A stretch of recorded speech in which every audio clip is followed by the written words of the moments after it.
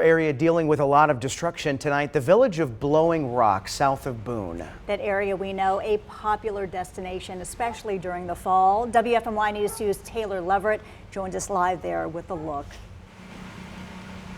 Yes, we are here in Blowing Rock once again. The last check-in, we talked about how it was calm, and now a little bit of the drizzle of rain is starting to come down. But I want you to take a look at this scene behind me here.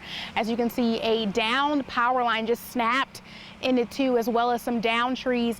That is the scene all over up here in the mountain. As you can see, downed trees and downed power lines all over in people's yards, in people's backyards, everywhere. I want you to take a look at that video that's on your screen there. That is from a neighbor that we spoke to. That was the scene the day of the storm. He walked out his backyard. That was all of that water just pouring in his backyard.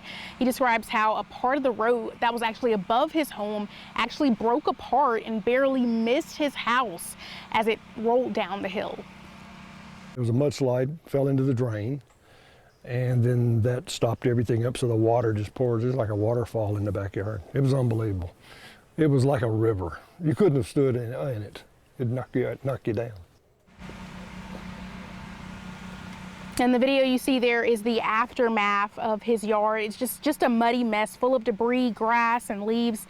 He said this is going to be thousands of dollars in repair costs to his property. Lowry also spoke about how unsettling not being able to reach his friends and family. That was the most worrisome part of it, I think, was the loss of communication. There was some periods of isolation, and it was a long period of time. So you had some ups and downs with that. Yeah, and when you talk about living up here in the mountain, Lowry said, we're used to a lot of different elements, snow and fog, but nothing like they saw with Hurricane Helene. For now, live in Blowing Rock, I'm Taylor Leverett, WFMY News 2.